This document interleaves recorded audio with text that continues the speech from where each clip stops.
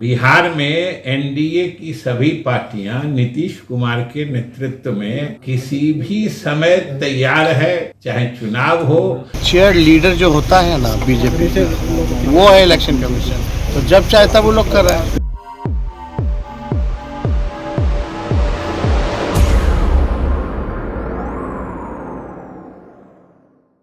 चुनावी साल में शुरू हुई नीतीश कुमार की प्रगति यात्रा 2 महीने तक चली और 21 फरवरी को समाप्त हो गई। ये यात्रा 23 दिसंबर से शुरू हुई थी। सीएम नीतीश ने जिस तरह से तमाम जिलों में योजनाओं की सौगात दी है, उसे चुनावी साल के लिहाज से काफी अहम माना जा रहा है। राजनीतिक विशेषज्ञों का तो यहां तक कहना है कि सीएम इस यात्रा के जरिए ही चुनाव की यात्रा का आगाज कर चुके हैं। इन सब के बीच शनिवार को नीतीश कुमार के करीबी मंत्री और जेडीयू के सीनियर लीडर विजय चौधरी ने एक बड़ा बयान दे दिया। विजय चौधरी ने अपने एक बयान में कहा कि किसी भी वक्त चुनाव का सामना करने को हम लोग तैयार हैं। ये सब तकनीकी बातें हैं, चुनाव आयोग फैसला करेगा। नीतीश के नेतृत्व में एनडीए एकजुट है। नीतीश कुमार के नेतृत्व में एनडीए किसी भी समय तैयार है। चाहे चुनाव हो या विपक्ष की कोई भी चुनौती, हम सामना करने को तैयार हैं। और भी बहुत सारी बातें उन्होंने कही। विजय चौधरी के बयान के बाद अब सवाल ये उठ रहे हैं कि क्या बिहार में समय से पहले विधानसभा चुनाव हो सकते हैं? वैसे तो नवंबर में होना है। दरअसल ये बयान ऐसे समय में आया जब नीतीश कुमार की प्रगति यात्रा समाप्त हो चुकी है। आगे उन्होंने ये भी कहा कि सीएम नीतीश की प्रगति यात्रा जो कि 2 महीने तक चली, वो बिहार की विकास की गाथा की यात्रा थी। नमस्कार, बीएमडब्ल्यू न्यूज बिहार के खास कार्यक्रम स्पॉटलाइट में आपका स्वागत है और मैं हूं आपका होस्ट अभिषेक। खबर की शुरुआत करने से पहले देश के सभी लोगों को महाशिवरात्रि की हार्दिक शुभकामनाएं। चलिए अब बढ़ते हैं खबर की ओर। देखिए, बिहार चुनावी साल में प्रवेश कर चुका है और विजय चौधरी के दिए गए बयान के बाद अटकलें क्यों लगाई जा रही हैं कि बिहार विधानसभा चुनाव समय से पहले हो जाएंगे, उनके जो कारण हैं वो हम आपसे अभी इस खबर में साझा करने जा रहे हैं। प्रधानमंत्री मोदी के आने से पहले विजय चौधरी के बयान के पीछे का मकसद क्या है? आखिर उनके बयान से समय से पहले चुनाव होने की बात क्यों उठने लगी? ठीक नीतीश कुमार की प्रगति यात्रा खत्म होने के बाद प्रधानमंत्री मोदी बिहार के दौरे पर क्यों हैं? क्यों नीतीश कुमार ने बड़ी बड़ी सौगातें देनी शुरू कर दी? तो ये तमाम जो बातें हैं अब सवाल खड़े कर रही है कि समय से पहले बिहार में विधानसभा चुनाव हो सकते हैं। समय से पहले बिहार में विधानसभा चुनाव को लेकर जो अटकलें हैं, उसकी पहली वजह है एनडीए के नेता विजय चौधरी का बयान, जिसमें उन्होंने कहा कि किसी भी वक्त चुनाव का सामना करने को हम लोग तैयार हैं। एक बार आप उनके उस बयान को सुन लीजिए। नहीं, हम लोग को तो कि यहाँ तो चुनावी माहौल, हम एनडीए जो है, हम नीतीश कुमार के नेतृत्व में एनडीए, तो आप देख रहे हैं कि ये पूरी तरह न सिर्फ एकजुट है, बल्कि किसी भी समय चुनाव का सामना करने को हम लोग तैयार हैं। अब ये सब तो तकनीकी बातें हैं, चुनाव आयोग फैसला लेगा, वरना बिहार में एनडीए की सभी पार्टियां नीतीश कुमार के नेतृत्व में किसी भी समय तैयार है, चाहे चुनाव हो या विपक्ष की कोई भी चुनौती हो, उसका सामना करने को हम लोग हमेशा तैयार। तो आपने सुना विजय चौधरी ने क्या कुछ कहा। विजय चौधरी के बयान के आने के बाद राजनीतिक गलियारों में चर्चा शुरू हो गई। उस पर तेजस्वी यादव ने भी अपना एक बयान दे दिया, पलटवार किया। चुनाव आयोग को बता दिया कि वो भाजपा की चीयर लीडर है और भाजपा जब चाहे उससे चुनाव करवा सकती है, कभी भी करवा सकती है, तो इस पर कोई बहुत बड़ी ताज्जुब वाली बात नहीं होगी। ये बयान उनका भी आप सुन लीजिए एक बार। भाई, अब जब लोग चाहें तब करा सकते हैं। इलेक्शन कमीशन तो आपको पता ही है, लोकतंत्र का और संविधान का कैंसर के रूप में काम कर रहा है। पूरी तरीके से जो है चेयर लीडर जो होता है ना बीजेपी का, वो है इलेक्शन कमीशन, तो जब चाहे तब वो लोग कर रहे हैं। तो 2 महारथियों का बयान तो हमने आपको सुना दिया। अब दूसरी जो बड़ी वजह दिख रही है वो ये कि नीतीश कुमार की प्रगति यात्रा का संपन्न हो जाना। जी हां, जदयू के नेता लोगों ने कहना शुरू कर दिया कि नीतीश कुमार की प्रगति यात्रा काफी सक्सेसफुल रही और वो जिस मकसद से इस यात्रा को करना चाह रहे थे वो सफल रहा। लोगों से जुड़ना, कनेक्ट करना काफी सफल रहा। और जो जेडीयू के नेताओं की जो बॉडी लैंग्वेज बता रही है, कुछ इस तरह की बता रही है कि जो मंशा लेकर वो चल रहे थे, उस मंशा में वो कामयाब हो गए।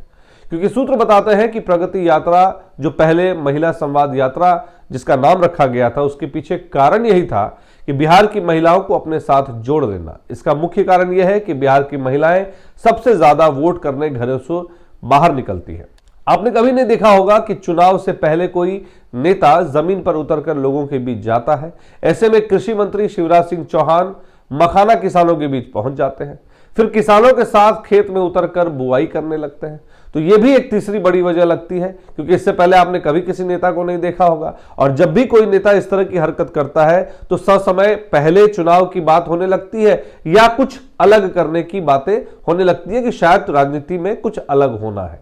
और बिहार में चुनाव को लेकर किसानों के बीच भाजपा अपनी पैठ बनाने के लिए अभी से रणनीति बनानी शुरू कर दी है और अभी से अपने नेताओं को काम पर लगा दिया। इसलिए भी अटकलें और जोर पकड़ रही हैं, क्योंकि शिवराज सिंह चौहान का अचानक इस तरह से आना। और चौथी जो सबसे बड़ी वजह मानी जा रही है वो प्रधानमंत्री का भागलपुर दौरा और बिहार आना। प्रधानमंत्री मोदी अपने भाषणों से लोगों को आकर्षित करने के लिए काफी लोकप्रिय है और भागलपुर में भी ऐसा ही कुछ देखने को मिला। पीएम मोदी ने भागलपुर में अंग प्रदेश में जिस तरह से अंग प्रदेश की भाषा होती है उस तरह से लोगों को जो अभिवादन किया, उनको नमस्कार किया, उससे साफ जाहिर है कि पीएम मोदी भी चुनाव मोड में आ चुके हैं। पीएम मोदी ने भागलपुर की धरती से 9.8 करोड़ किसानों के खाते में पीएम किसान सम्मान निधि योजना की 19वीं किस्त जारी की। इस योजना से करीब 9.80 करोड़ किसानों को सीधा लाभ हुआ। इस योजना के तहत 9.8 करोड़ किसानों के खातों में डायरेक्ट 22,000 करोड़ रुपए ट्रांसफर किए गए। उन्होंने कहा कि बीते सालों में भारत का कृषि निर्यात बहुत बढ़ गया है, इसलिए किसानों को उत्पाद की ज्यादा कीमत मिल रही है। अब बिहार के मखाना की बारी है। मखाना आज देश के शहरों में सुबह के नाश्ते का प्रमुख अंग बन चुका है। उन्होंने कहा कि वो 365 दिन में 300 दिन मखाना खाते हैं, क्योंकि ये एक सुपर फूड है। इसलिए इस बार के बजट में मखाना बोर्ड बनाने का भी ऐलान किया गया। अब प्रधानमंत्री मोदी के इस दौरे को 2 दशक पहले पूर्व प्रधानमंत्री अटल बिहारी वाजपेयी के दौरे से जोड़कर देखा जा रहा है, जब बिहार में एक और चुनाव की तैयारी चल रही थी। तब भाजपा नेता अटल बिहारी वाजपेयी ने भी एक रैली को संबोधित किया था। वे बिगड़ती कानून व्यवस्था की स्थिति पर सरकार विरोधी माहौल को पकड़ने में सफल रहे थे। उस चुनाव ने लालू प्रसाद के शासन का अंत किया और तब से लेकर आज तक राष्ट्रीय जनता दल ने कोई चुनाव नहीं जीता और सत्ता में वापसी नहीं कर पाई। हालांकि पिछले 2 दशकों में राष्ट्रीय स्तर पर राजनीतिक परिदृश्य बदल गए हैं और राज्य और केंद्र में एनडीए की सरकार सत्ता में है। सवाल उठ रहे हैं कि क्या इस बार चुनाव से पहले पीएम मोदी लालू परिवार के खिलाफ अराजकता और जंगल राज वाला स्क्रिप्ट ही दोहराएंगे या कुछ अलग कहेंगे। हालांकि एनडीए की जो स्थिति है उसके बारे में यह कहा जा रहा है कि सीट बंटवारे को लेकर अब भी आपस में उनका सामंजस्य नहीं बन पाया और अभी यह कहना जल्दबाजी होगी कि कौन कितने निर्वाचन क्षेत्रों में और कहां चुनाव लड़ेंगे। लेकिन एनडीए दलों ने जमीनी स्तर पर आकलन प्रक्रिया शुरू कर दी। खबर यह है कि जेडीयू ने 125 सीटों की सूची तैयार की है जिन पर वो चुनाव लड़ना चाहती है, जिनमें से 20 सीटें वैसी सीटें हैं जिसमें वर्तमान उनके सहयोगी भाजपा के पास है। वो भी सीटें हैं जिस पर 5 साल पहले उसने चुनाव लड़ा था। पिछली बार जेडीयू का स्ट्राइक रेट खराब रहा था। 115 सीटों पर चुनाव लड़ा और 43 पर जीत हासिल की, जिसका दोष वो चिराग पासवान की लोक जनशक्ति पार्टी रामविलास पर लगाती है। हालांकि भाजपा अपनी मजबूत स्थिति से समझौता करने में सफल हो सकती है। अब बात कर लेते हैं महागठबंधन की। तो महागठबंधन में भी सब कंबल ओढ़ के घी पीने की कोशिश कर रहे हैं। बात करें कांग्रेस की तो कांग्रेस की टीका टिप्पणियों को अगर देख लें और जिस प्रकार अखिलेश सिंह के बयानों को देखें और फिर कांग्रेस के नवनियुक्त प्रदेश प्रभारी कृष्णा अल्लावरू उनकी बातों को अगर आप सुन लें तो लगता नहीं इस बार कि राजद और कांग्रेस में होली के दौरान गले मिलने की रिवाज भी पूरी होगी। इधर कृष्णा ने स्पष्ट रूप से कहा कि पार्टी के लिए मैदान में दौड़ने एवं लड़ने वालों को सम्मान और ताकत देने में कोई दिक्कत नहीं होगी, जो सीधे तौर पर पार्टी नेतृत्व को सूचित किया जाएगा। उनके इस अंदाज से राजनीतिक विशेषज्ञों का मानना है कि अब कांग्रेस बड़े हिस्से पाने की कोशिश में लग चुकी है, क्योंकि कांग्रेस के लोगों की बॉडी लैंग्वेज ही कुछ इस तरह की बता रही है और अंदर ही अंदर रणनीति बना रही है ताकि राजद से उन्हें बिहार में कम से कम छुटकारा मिल सके। सूत्र बता रहे हैं कि कांग्रेस आलाकमान राजद के लोगों से, खास करके तेजस्वी यादव से काफी नाराज चल रहे हैं और पिछले दिनों की राजनीतिक हलचलों को अगर देखें तो काफी खटास दिख रही है राजद और कांग्रेस में। हालांकि राजद कांग्रेस को बिहार में सीरियसली तो बिल्कुल नहीं ले रही। अब इन सब बातों में राजद का क्या हाल है वो भी जान लीजिए।